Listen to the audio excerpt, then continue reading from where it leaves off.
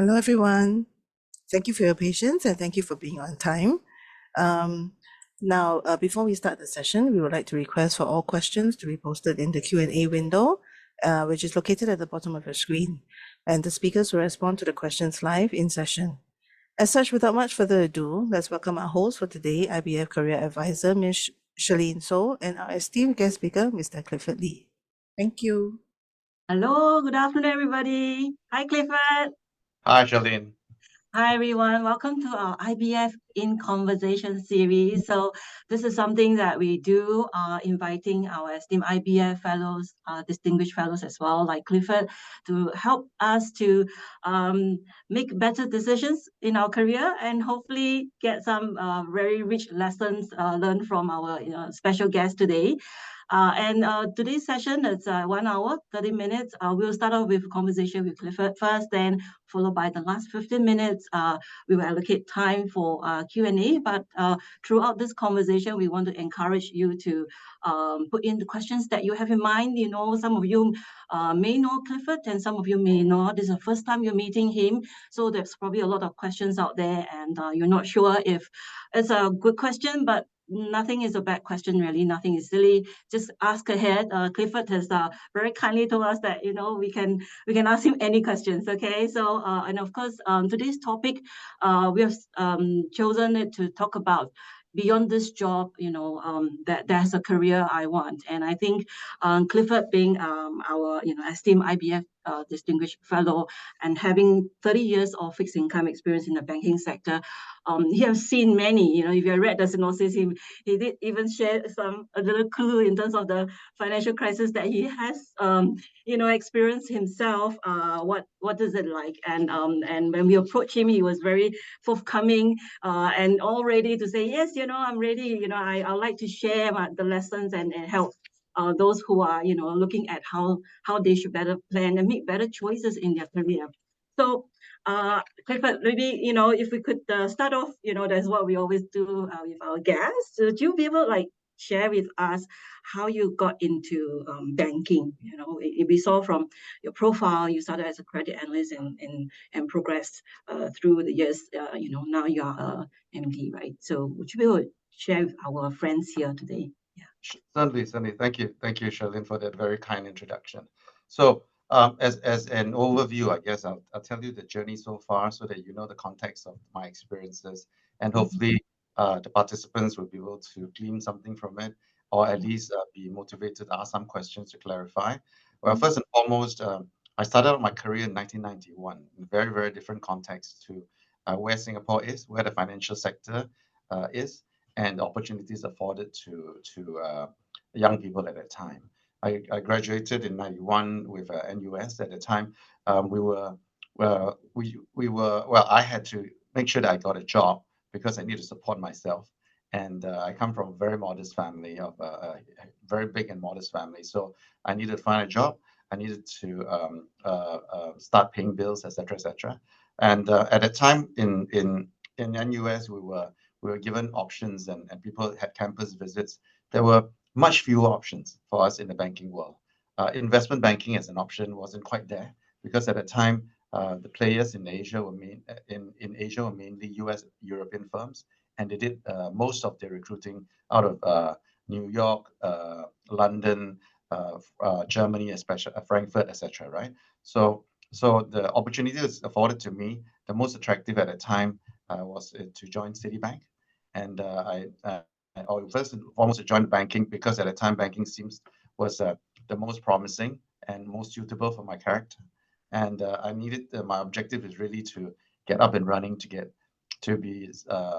make as much money as I can as early as a juncture in my life. As a young person, my objectives were quite straightforward. Now, did I prior to that have extreme interest in the banking world? Not really. When I graduated, I was just looking at the options before me, and they were offered to me in marketing firms, in oil companies, in the financial sector. So I had a bachelor degree in business administration, so most suitable to target the banking sector. So I joined Citibank in '91 as a management associate. I finished up their training, and then I became assigned to the corporate bank, which is something I wanted to do. I thought I wanted to do. And then up till a few years into it, I felt a bit impatient, and I wanted to do more because the corporate banking world is extremely structured already. I felt that although it was very exciting to some, for me, I felt that I wasn't making as much of an impact. My mistakes didn't have enough ramifications, neither would my right calls. It'll take a longer time. So I became a bit more impatient. I was looking around to see what else I can do. I looked into asset management, I looked into private banking, etc., etc. But ultimately, at that time, investment banking was the most exciting. But like I said, they didn't recruit in Singapore or in Hong Kong. So I had to look for an opportunity. And right about 94, 94, 95, there was an up and coming investment bank, first time ever headquartered in Asia. It was started up by a group of people from Lehman Brothers and Citibank. It's based in Hong Kong. It's called Peregrine Fixed Income. And I interviewed for the job. The only opening they had was as a credit analyst. Now, credit wasn't my favorite topic, but it's something very, very important, and I was trained in credit. So since I had that core competence, I applied for the job and I got it. And after moving out of corporate banking into investment banking, I was a credit analyst for as a start. After that, I was there for 6 months, and then they started to realize that actually I might be better suited in the bond sales desk. So and because it's credit sales, the credit skill sets was very important. So I moved over to bond sales. At that time, again, the market was very different from where it is now. It's not very developed, and you had to define what the market to be. So we were defining, trying to create a market, and I went to sell bonds. Then several months into that, maybe 6, 7 months into it, I sold so much bonds that we ran out of bonds to sell. So Wow. they moved me to origination to try to get deals out. So it was uncomfortable because I was already finding my groove in the sales side. I had clients, but I have to move to origination because that's what the job called for. So I moved to origination, and I started to do deals in Malaysia and Singapore and Indonesia, particularly. And again, the learning curve was steep, but the core competence was something I leaned on to try to pivot myself out of it. And again, we started to do transactions. And because I was from sales, I started to sell the deals I originated. So Right. it irritated some of the syndicate folks because they're supposed to sell the deals for me, but I sort of originated and sold it myself. And then it was steering towards 97, nearing the Asian financial crisis. And the positions were stuck, and a lot of positions were stuck in our books because the market started to get stressed. So they moved me over. They made me the global head of syndicate to be able to take transactions in our books to move out en masse and also move deals that is coming into our books to stop the accumulation of risk on our books. So that's where I was, and that was my last job there. And then it led the crisis really unraveled very, very quickly. The IBAT devalued, and then the rest of the region started crumbling. And in 1998, January the 9th, I had my firstborn son. I was very excited. I had a phone call when I was in the hospital to ask me to go to Hong Kong because the firm was collapsing. So 2 days after my firstborn came to the earth, my firm collapsed. And clearly, I was a young new father. I didn't even have money to pay for taxes because the firm couldn't pay us. The firm didn't exist. So that was my first experience in terms of the crisis. And then I had to quickly pivot. I didn't have time to sit around and wallow because I had a newborn, a child to feed. My wife was a private banker in Merrill Lynch. We both made a decision for her to stop work before we realized that the firm would collapse so that she can look after our child full time. So it was important that I just get on. So I got on, made some contacts, and I moved on to a firm called West Merchant. And they were focused, their main business globally was focused on Russia. And as life would have it, several months into it, Russia collapsed. There was a Russian crisis. So the Asian office also started going 1 year into where I was. They started to be affected, and we knew that our jobs were at stake. So I had to again pivot. and I reconnected with my ex-Peregrine colleagues in Bank of Boston, uh, which is now Bank of America, was merged into it finally, and we restarted a business again to build the Asian bond market. It had to be built because it didn't exist. So that led me into the third job that I had. I had one, two, three, the fourth job that I had in Right. Bank of Boston. And Bank of Boston, I was trying to build a franchise here because they were very big in Latin America. And whilst we were in '99 into 2000, we were doing very well. Again, because we had a group of Asian specialists, one specialist in there working together, building, making something work. Right. In 2002, I believe, uh, Mhm. Latin American crisis came about, and the Bank of Boston was very badly hit. They suffered several $billion of loss. They decided to close their Asian office. So Oh, one more time, after the Asian financial crisis, there's a Russian, and then it was a LATAM crisis. And at the time, we were all trying to move together again to another shop. We pivoted our way out in 2003, but it was clear at that time that the markets was changing. The expertise that we had to offer as a group and me individually was becoming less relevant as Asia was emerging out of the crisis. Um, mhm. Previously, the Asian bond markets was like syndicated loans. It's done in the form of floating rate notes because the banks were the buyers.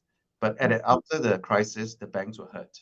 So we start to realize that I had to rebuild my career Mm, again with a new ask from the market. That's why I joined DBS in 2004 um, to build up the bond capabilities for DBS in the for the region. fund. At the Mm, time, there weren't any Asian banks in dollar bond deals. There were, mm, as I told you, it's US and European. So right, it was a tall ask, right. tall order. But at the time, really, I've got nothing to lose, and I had a bank that trusted that I could give it a shot. So Mhm, we started building up, and at the time we had, I can't even remember how, maybe less than 10 people, and we were building the markets. And as the markets, we're trying to make it credible. 2004, 2005, then mhm. there was a global financial crisis, 2008. Oh, GFC, right? But yeah. this time around, learning from how the market coped with previous crisis, this time Mm, around we turned it into our advantage. We had before that tried to deepen the Sing dollar market. The Sing dollar market was also not very developed. There's no book building, there's no trading, etc., etc. right. So because I had to play the cards that I was dealt with the strength that DBS had was first in Singapore. So we Mm, developed the market, and then we started going to the region to do dollar deals, etc., etc. And then mhm, we introduced the unique feature that we had as an Asian bank in the investment banking scene. mhm, Because investment banks don't lend money typically, right? mhm. They only do transactions Yeah. and they do IPOs, they do bonds, and they Mhm, don't hardly take risks, especially US and European firms. For them to take risks in Asia is not as familiar an area. They rather take risks in the home markets, which is fair. Then right. you have corporate banks which lends money, but don't have Mhm. the execution capabilities of investment bank. So we Thanks for combined the two, and we yes. told our clients that we will bank you, we will Mhm. take risk on you, but we want to be able to do your capital markets transaction also. And I Yes. think you do owe it to us if we take risks on you. And they Right. started to see that. And now we are around about just under 100 strong. We are Mhm. present in Singapore, in Hong Kong, Mhm. in Shanghai, in China, in Indonesia, in Yes. Taiwan, etc. So Yeah, that's where we I are now. saw that. That's the basic journey we've You've gone away. gone through. And Yeah. I like what you mentioned earlier on when in your earlier part of your career that when you managed to make the shift, because a lot of our candidates that we come across, Mm. they're always asking us in terms of what job, what skill I need to upskill and all that.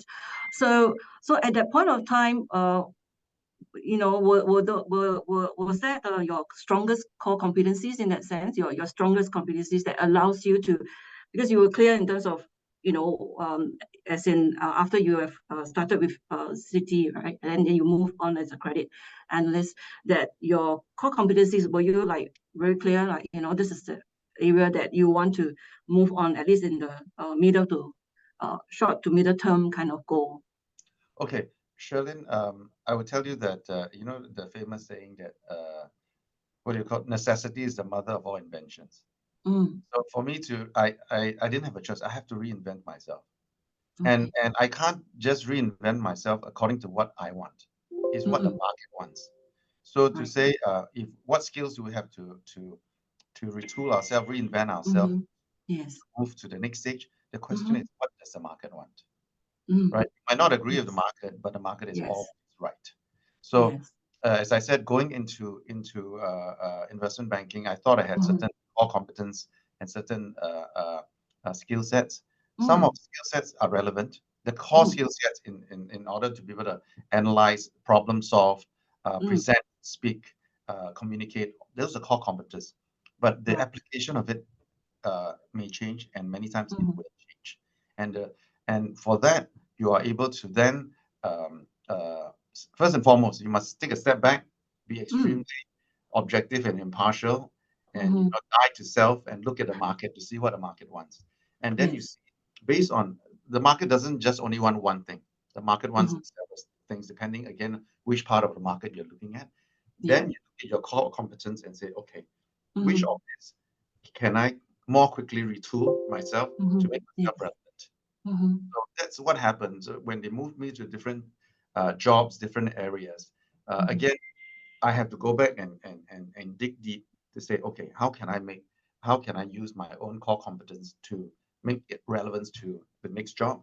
And Mm-hmm. what else do I have to do to learn, to pick up, to train, to Mm-hmm. read up on, to be able to enhance it, to tool it, to make it uh, more pointed, more applicable. So that's Right. something that, frankly, Sherlyn, I continue to do today Right. because the market that you see today, the things that Mm. we talk about today, Yes. weren't talked about 10 years ago.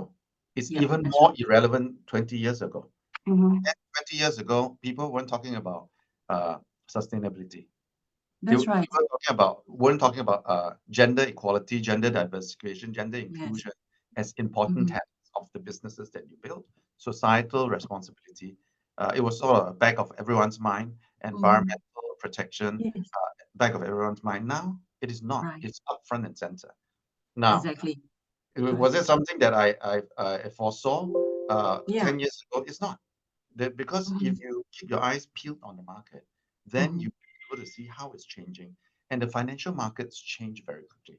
What can be a new idea today can Mm-hmm. be business as usual, will be business as Will usual. be business as usual. So Right. the shelf life of a new product is very short. A shelf life Mm-hmm. of a new solution is very short. That's why Mm-hmm. the joke goes that an expert is someone who has done it once. You know, That's right. so the market Exactly. evolves. You have to, if you want to stay relevant and Yes. successful in the market, you have to evolve with it. You have to know that your successes yesterday might Mm-hmm. not lead to your successes tomorrow. But at the same time, the setbacks that you have yesterday need Mm-hmm. not set you back going forward. Exactly. I think it's great to understand that, that there's inevitably to be facing setbacks. And I just want to bring earlier on, you mentioned about, also about sustainability and, being lean into what the market needs and all that. How has that shaped your career? Because I noticed that you actually rock several firsts, first woman, livelihood bonds and sustainability linked bond transactions and stuff like that, right? So how has that shaped you? Because the thing is, we have a lot of candidates come to us that ask us, should I take this sustainability course? Should I change my career trajectory totally to sustainability? So maybe I like to just ask if you whether how has sustainability shaped and or influenced your career, because you also have been rolling out several of the green bonds and stuff. Yeah. Yeah, I would say that, Charlene, when the focus on ESG came about, uh, well, many years, several years back, it was Mm. at times sort of like a novel expertise, sort of a Mhm. very niche, very like you said, if I want to go into ESG, for example, right? Yes. Now, at this current juncture, it is not just a novel set of skill sets Mhm. focused on a certain bunch of ESG experts. It is something Right. we must all be aware of. It has become an Mhm. important hygiene factor, right? Mhm. So These are some things that you need to know as a background, even if you don't want to be an ESG expert. But if you want to be an ESG specialist, then you have to take the courses that's needed. You have to do the research, do the hard work. There are CFA certification courses from in ESG. There are many courses that's required. It's again tolling yourself to it. But before you do that, you have to understand your own skill sets, right? That's right. Do you like that level of specialization, or would you not? Would it not be comfortable with you? If it is not, and you try to realign yourself, force yourself into that space, only to be That's right. frustrated. Because when you force yourself into something, you are not sold, you are not convinced of your own capability. When you go to an interview, it comes across very, very, very obviously. Very obviously, right? So you have to basically before you look at the what's trendy, first and foremost understand the context of the trend. It is not just a trend; it's a hygiene factor. If I go for an interview, the things that I say, the considerations that I have on how I do my jobs, how am I doing my job, how I execute transactions, the deals that I allow my team to take, it must layer in the ESG concerns. Now, that doesn't make me an ESG expert. It just assures that my team, myself, we're not ESG ignorant. So it's two different contexts, right? It is Yes. important because you must know why is it an issue, why is it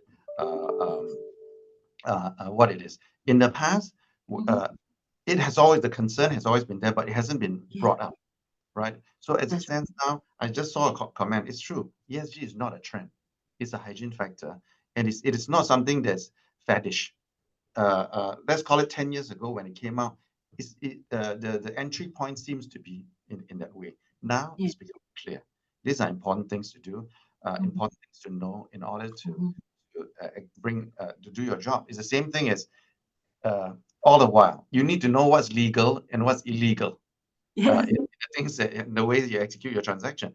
Same situation now. You need to know what is in line with ESG best market practices and what is not. And you have to make sure that the way you present yourself, the way you do your job, is aligned with what is expected now by the world, by the markets. That's Right. right. Again, I just took a glance at the questions. One of the questions is, and I guess I need to clarify. The question is, why am I talking the market so much when the concern here is about how to get a job, how to pivot our job. The reason I say that talk so much about the market is because if you want to come into the banking sector, you must know the market. You must know the market. You must know the demands of the expectations of the market. Now, banking is a very, very big industry. You can be in consumer bank. You can be in corporate bank, investment banking, trade, finance, everything else. There's one big segment.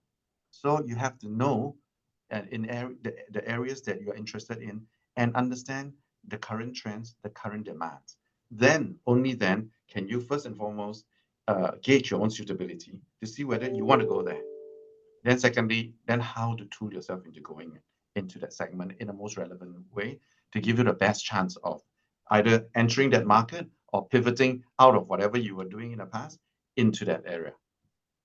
Awesome. I totally agree with you, Cliff. And a lot of the time, the conversation we have our candidate is also centering around suitability. A lot of time, perhaps maybe it's how we are consuming information and also the media, marketing of courses and everything, which is great.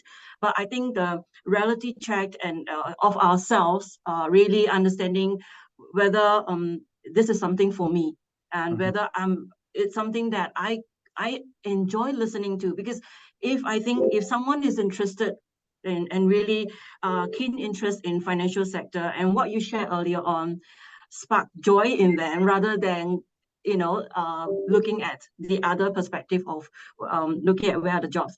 I think that would really be more convincing. I think Clifford, you also mentioned about interviews as well. Usually when you do hire people, right? What are some of that traits or attitude that you see in the candidates that tells you that, hey, this is the guy or this the lady that I think she has potential? Yeah. Okay. First thing, again, I'm using many of the much repeated phrases because it's out there and you have to know. Like for example, in HR, you hire for attitude, you train for skills, right? The same situation just now. I also took a glance at some questions to say that from how to someone from a non-financial sector get into the financial sector. The question is which aspect of the financial sector and how can you best fit that area, right? Again, like you said, I mean, it's really not about just your interests, but knowing yourself along the way. For example, when I started out in my career, I look at the traders. They have such exciting lives, and they seem to be making so much money, achieving successes at an early age in life. And I looked at that, and after a while, I started to realize that I can't trade because I'm a control freak. I can't leave so much to the market. I want to be able to calibrate and structure my way out of a problem. I want to solve problems. That seems to be more my strength than the ability to trade and read markets. That's less of my interest, but that's something I discovered along the way. It's not something that I graduated immediately upon graduation. I realized, hey, I'm not a trader. It's not like that. So back to your question, in interviews, I always try to set up the stage correctly to say that in the interview, I would like to know what the candidate core competence they feel it to be, what are they passionate about, and why that is relevant to the job they're interviewing for. And like I said, even within fixed income, within investment banking, there are different jobs. You can be more research oriented. If you are someone who's basically very detail oriented, you need to do a lot of work before you come to a decision, before you come to a recommendation. You can't be in trading because you need to make up information, or even in bond sales, for example, they need to make quick decisions, and Think on sometimes, the feet, sharp. yeah, yes. Focus. But sometimes you think on your feet, you can also make mistakes, right? That you're more prone to it. So the point of the matter is, are you more trading oriented? Are you more detail research oriented? Are you more markets oriented? Are you more sales oriented? Or are you not none of the above? Are you strong in tech? Do you want to be able to be in a support function? Do you want to be able to, in the support in the ops, support in business management, etc., etc.? Once you interview, I can see whether someone they know themselves. So one of the things I love to see in a candidate is their self-awareness, to know what they want, what they have, what they don't have, what they need to build up, get to where they want, and the research that's been done. You know, like I said, when I started my career, I didn't have the benefit of the internet. So much of what I wanted to know was harder to come by. But now with the internet and the wealth of information that is there, a lot of research can be done before you go to the interview, uh, even about the banks, even about the interviewer, even about the job itself. And from there, if you have the hunger to succeed, that's the secret sauce. Everything That's else can be trained. exactly. I totally agree with you. In our coaching conversations that I've come across candidates who are looking at pivoting, Cliff, I could quite tell that whether the person is at the cusp of turning, that is ready to face you, Cliff. Really, I can tell that the candidate whether he's ready or not. And I really totally agree with you that really be clear about where you want to, where's your strength or what's your suitability like, and because that I think, don't you think this is like something like building from strength to strength? That means you do not reinvent the wheel, but having that clarity that you know what you're strong in, so you do not have to go through an uphill task. But then on the other hand, we also have people where they take a very a drastic move. They're looking at just want to go into tech kind of thing. Sometimes they do benefit from programs like what IBF does with our TIFIT program. But sometimes some people find that there's not something for them, right? And thankfully we don't see many of such people. But I think what's your take, I think, in terms of like job trends. Earlier on, the wave was about fintech, tech, right, digital transformation, and then past 2 years, very much about sustainability. Do you think jobs will be more towards this is not prep, okay, but just want to get your views on that. Whether do you think jobs will be more like going through a transformation, or is it going through like a next layer of integration where jobs will be more with more tech related competency being embedded in it, or that you see it's being carved out like a very different pillar out there in terms of the jobs available out there? Yeah. Okay. My question So, is. there are many broad areas of development. Let's touch on the biggest one. First and foremost, again, I would like to stress that just like ESG, tech and digitalization is becoming an important hygiene fact, are becoming important hygiene factors that we must be aware of as we move forward in our career. What do I mean by that? It's the same thing as I continue to work with my team to build the team for make it future-proof, future-ready. First and foremost, once you know what tech can do and what tech can't do, right, you'll be able to then pivot your way into a more sustainable job area. Same thing for ESG. If certain things in the past that's allowable, that's lucrative, now it's not lucrative anymore, we have to be aware. So these are two important awareness of the environment we have to build ourselves up with, do research with as we move forward. Now, whether you want to become a tech specialist or an ESG specialist, that is a much deeper specialization that needs a lot more work to go into, Right. and that need not be, as you know, that need not be in the financial sector. That can be anywhere, Yes. right? Can be So, anywhere. Yes. so we have to have all this to understand. Now, back to your question, what are the areas, what are the jobs that I feel that would be at risk? What are jobs that will continue to be more and more important, right? First and foremost, the jobs that in the past were just very what sort of can be repetitive, can be automated, all those would be at risk. That's why you see intermediaries from the areas of simple broking. Like now, you can buy equity online. You don't need to go through an equity broker. In the past, you need an equity broker. So it's well known that the equity brokerage segment is at risk. So I work with IBF to try to see how we can provide opportunities to retool them to use their core competence to do something else in the financial sector.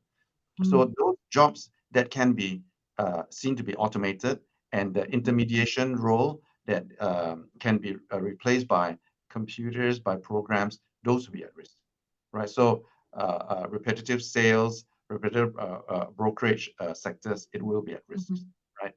Then you talk about what is needed going forward.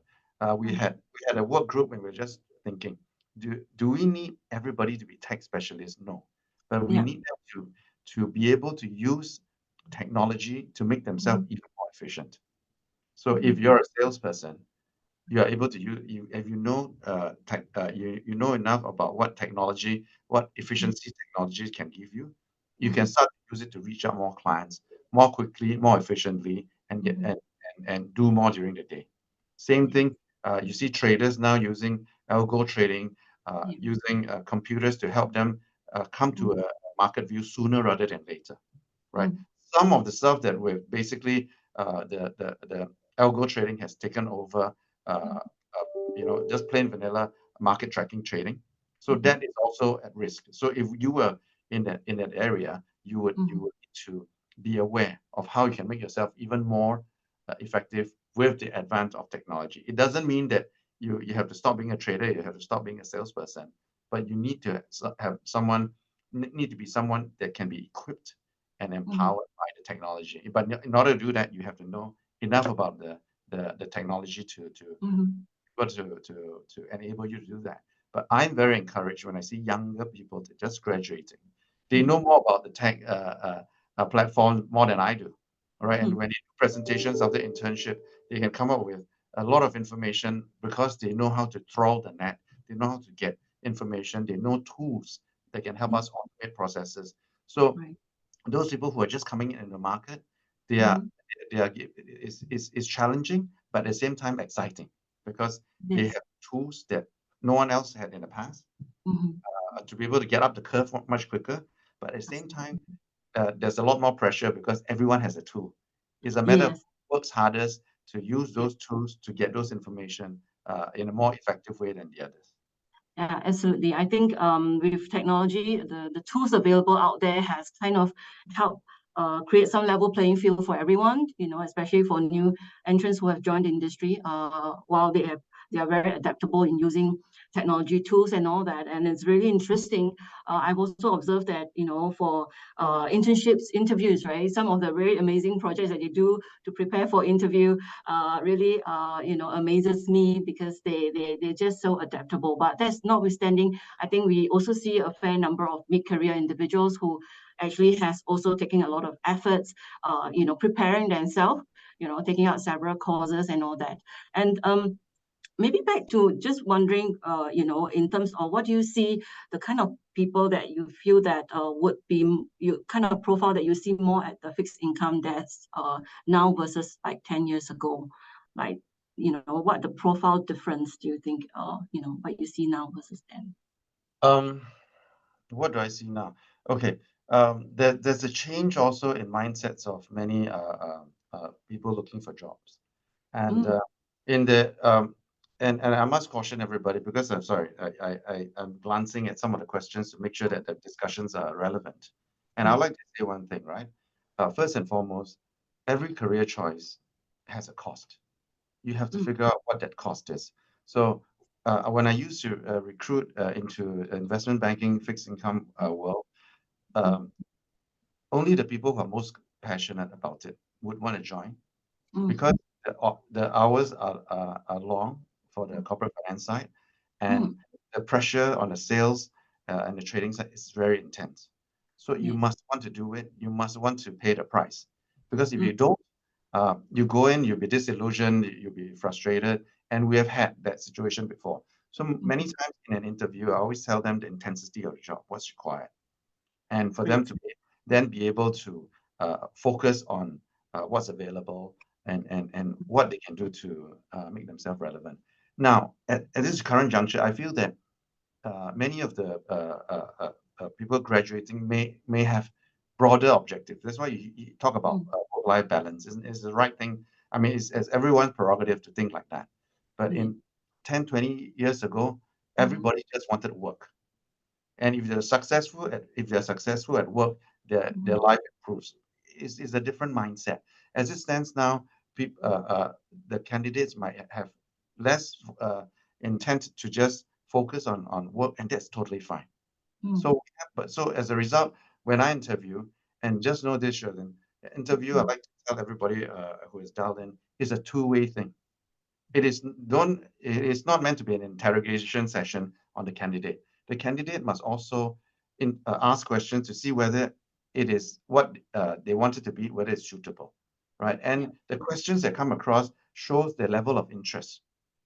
that's And right. sometimes in the halfway in the discussions, they start to realize that actually it's not a job for them, and that's totally fine also, Mm, because we rather have the discovery earlier on than mm, later, right? that's right. So again, one of the things that's changed is really the focus people have in terms of work-life balance. And again, in areas that are more intense, the work-life expectations has to be made clear. If not, there'll be a frustration and disillusionment. Because if like I said, if you want it to be successful in a certain way, you must realize whether you are able to pay the price, Right. uh, do the work, and do the hours in order to be successful there. If not, then you have to recalibrate. Again, this is what I mean in terms of Mm. self-awareness. Yes, definitely. I think what you share so far, it's really important because a lot of time the awareness is not exactly that. Like, I want this job because my friend is getting a very attractive salary for that, as and when they go for interview, they are not prepared enough, or that they, after the conversation, they realize that, like, when they have the opportunity to have a conversation with you, Cliff, then they really get to know more deeply in terms of actually what is required. Because over on my end, when I see candidate, when candidate from other sectors ask me, hey, do I get a chance to pivot to the financial sector? I want to be an investment banker and things like that. So I will always ask them like that question as well. I think similar observation, probably experience that you have is, are you willing to give your full commitment, give your 100%, there are definitely sacrifice that you need to make, if you really want to go on this track. So sometimes those who want work-life balance, they will kind of like fall away, kind of out of our radar. But there are some of them who really do really go all out, to prepare for interview, or for opportunities in investment banking, in fixed income and things like that. So I think we're almost at the last 15 minutes. So we're going to be spending some time, Cliff. Maybe we can address some of the Q&A questions. Okay. So I think the first question maybe we can look at is the question from someone who is actually looking at pivoting from non-banking, being 15 years in venture support generalist, and supporting like trade return funds. And so he's trying to actually wondering if is there a possibility for him to look at pivoting on potential role or pathway in corporate banking or investment. Yeah, what's your advice for him? Okay, I'll say that the ability to pivot, or the opportunity to pivot from one to another, it really depends. First and foremost, I would encourage all of us, and there's something I wish I had done when I was younger, which is to do more research and to ask a deeper question.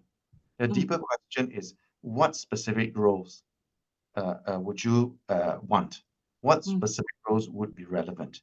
If you don't know, but you have to ask this question. For example, if I have this skill set, can I go into trade operations? If I have this skill sets, can I go into investment banking, etc., etc.? But in order to do that, we must be more specific in the question. Number one. Number two, do research on the job. After you know the demands of the job, then you can see whether you have relevant skill sets to be able to move into that space, right?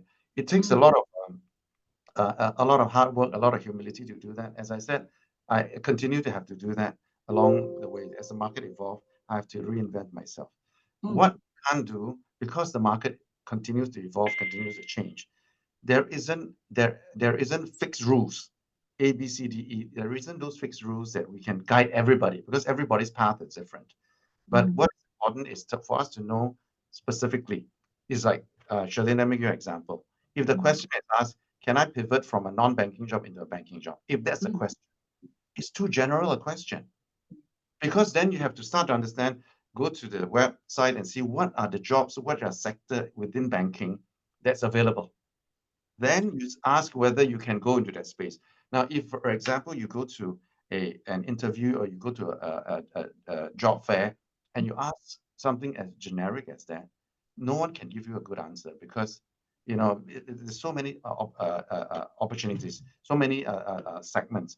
But the point of the matter is, the market is broad enough that if you want to work hard and you want to retool yourself, there's a good chance of moving into that space. But it could also be that your base skill sets just doesn't fit into that into those areas.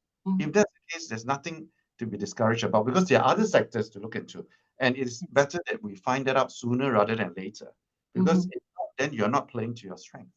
So I would encourage everyone to realize that there isn't a one size fit all kind of answers, right? I see some of the questions asking for very specific guidance on what jobs are available. You don't need a discussion like this to see what jobs are available. You can just go to the website. You can go to and just read from there, right? But the important thing is, after you have the knowledge, how do you then position yourself, tool yourself to engage those opportunities? This is something I'm hoping that I can leave the participants with, so that whatever is already in there, to best use the ingredients to make the outcome that you best want to do. That's right. And I really encourage the part as well. I really concur with you, Cliff, on the research part. It will really help you to get a better sense about what works for you and what doesn't work for you. And whether do you vibe with the industry in that sense? Like, do you really find that excitement in you when you talk about financial sector? Because if you were to go for an interview just saying I'm interested in financial sector because it earns the most money, then it's good to be motivated by money, right, Cliff? But I think that motivation should be much more in terms of more specifically which area you're looking at, and why you're interested in that area, because otherwise it's very hard to convince the hiring manager to progress further for you, right? Yeah. So and I think we have also the next question in terms of I think maybe someone who is from, say, Gen Z was asking a question, because we do see some percentage of also early entrance candidate as well. What values and skills do you look out for? And any underrated skill that you hope a new working adult should encompass? Underrated skills, is it? Yeah. Okay. First, I always try to understand. I first try to understand the interviewer, because really we are all human beings. We are all individuals. You must first understand the candidate, to then see whether there's suitability and alignment with the job being interviewed for. And I try to go very deep into that, because again, it's not just skill sets, especially if you're a fresh grad or you're about to do a mid-career switch. It'll be unfair of me to ask you certain stuff that you wouldn't know. That's unfair. That's not what I would gun for. I would gun for really what led the person to have interest in this area, and why did the person think it's suitable. And once you ask, I would encourage everyone also to ask themselves these questions before they go to the interview, because you can't wing it. You have an experienced interviewer; they'll know whether you're winging it, especially when the job is very, very immersive and intense. So you must first and foremost have the understanding. So you were saying what skill sets are underrated. First, I would say self-awareness. Self-awareness is underrated, because if you are aware, the way you communicate is going to be very different. Your conviction in the job, conviction of what you're wanting to do will be very different. Secondly, the what is underrated is also the ability to communicate. Because if you have all the talents in the world, but you can't articulate it, you can't communicate, that becomes a problem. It doesn't matter whether you're in doing operations or sales or trading or corporate finance or mid office, back office. It doesn't matter, because the ability is first for you to have that self-awareness, have that humility and honesty to say, okay, this is where I'm coming from. This is where I have. This is where I don't have. This is where I believe I want to head to get to that job that's being advertised, and this is what I'm hoping to bring to the task. And then ask the question: do you think I'm up to speed? When you ask that question, is an act of humility, right? To basically know that you could be wrong, but you are here to learn. Once you have a candidate with that kind of attitude, the ability to take the pains to understand their strengths and weaknesses and be honest about it, communicate it in a certain way, and also understand areas they need to grow in order to be good at the job, and what you're willing to put in to get there. Once you have that in place, then the rest of it is really very technical. So see whether you're able to do it, whether you're framed to be able to do it. And many times, Sherlyn, once I come across a candidate like that, even though I don't feel that he or she may be suited to my group, if I find a strong candidate like that, I'll try to look for jobs for them in other segments, in other industry within friends I know, if I find a special candidate like that. So that's what you want. As a candidate, you're not there just to land that job in that bank, that person. The market is your employer.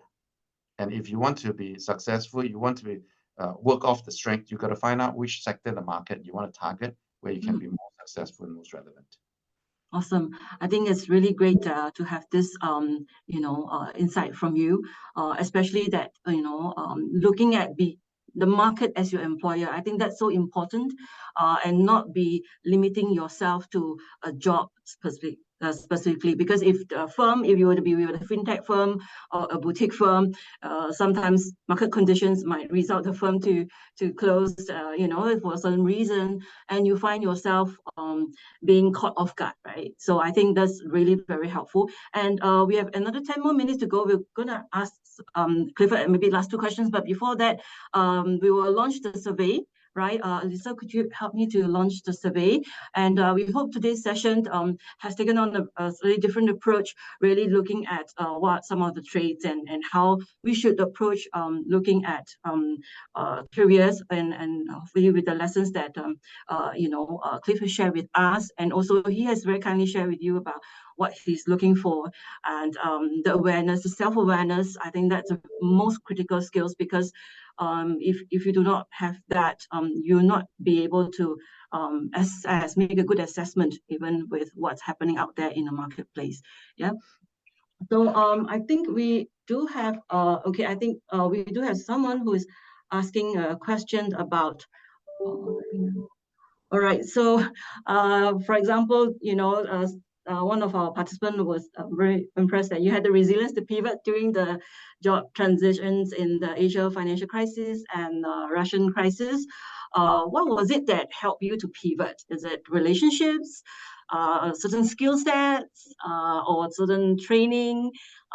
Is there some secret recipe or some secret skill that has helped you to grow your career from strength to strength? Basically, I think that's one. Shirlene, I'll tell you this. First and foremost is you can plan all you want, but the reality of the matter is what the market affords you, what opportunities come across your way, and that's out of your control, right? What competence you have built with is out of your control. Something that's within your control is your ability to continue at it, work hard, and make sure you don't let every setback get you down, because the ability to rise up from setbacks in the market and in the financial sector, there will be a lot of setbacks. Look at what's happening now. Look at what the stress that's facing China, and the jobs that are being lost in Hong Kong and China. There are lots of jobs being lost. There are a lot of investment banking jobs being lost, right? Right. The reality of the matter is to again go back to the tenet to see what else you can do to get back in the game. And what is your objective? At the time, my objective is I have to get back in the game because I have a family to feed. And I have to get back in the game because I'm not done with the game. I want to continue to win in the game. But in order to do it, you must be willing to be flexible, to see what the market wants at the time, and just do it. And take it from there. Now, you're saying what has helped me along the way. What has helped me along the way is the awareness that my success today may not lead to a success tomorrow. So over and above your job success, you have to be a broader person. You have to make sure that the people you do the right thing with the people you come across, because they might be influential, they might not be influential. They might be influential today and not tomorrow, or not influential today and influential tomorrow. So when you do right by people and you go, and as you ascend in your career, and most of you will ascend in your career, there sometimes is a forgetfulness to look around to see who helped you, who's relevant, and even though they might not be relevant to you now, you have to keep a door open. So what had helped me in the past was that when I got in trouble, when my firm collapsed, the markets collapsed on me, I have to go back to see which contacts I had that I had worked with in the past, that I had perhaps been helpful in the past, and look to them for support. And many times that helped me out because they remember what, everybody will remember what you've done on your way to success.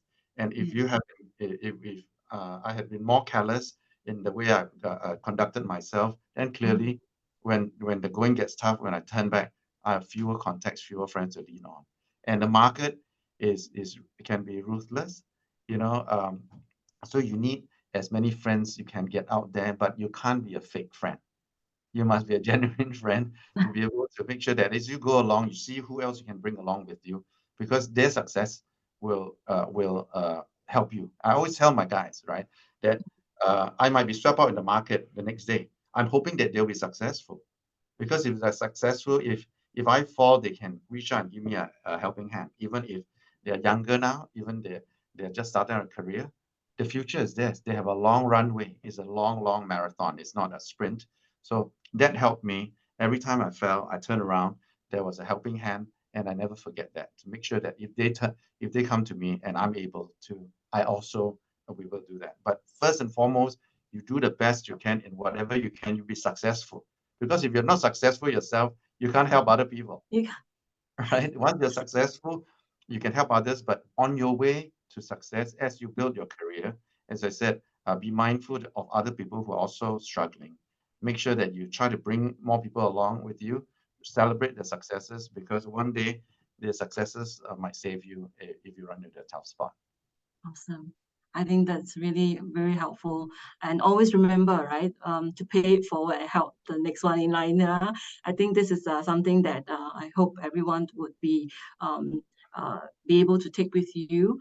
And before we come to the end of the session, maybe, Cliff, would you be able to share with our friends what is that last piece of advice you have for those who have, been with us for the past 1 hour? Cliff, are you there? Oops. Hello. Hi, Cliff. Are you there?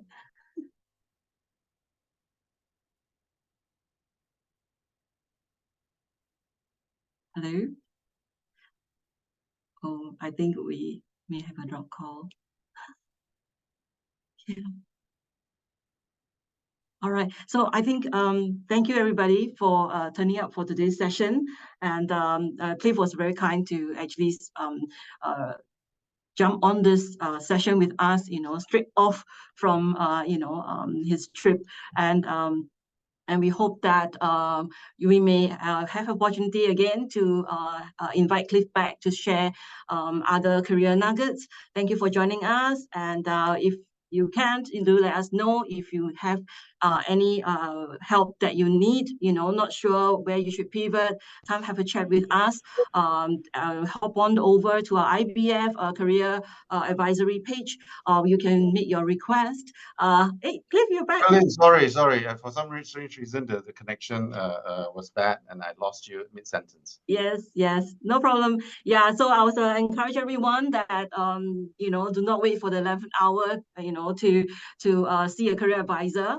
As you shared earlier on, really do your research, understand where you're going, and understand your suitability. I think if a session like this will not be able to answer those questions, and do reach out for a career advisor session to help you to work that out and find out for yourself, really, is the financial sector for you.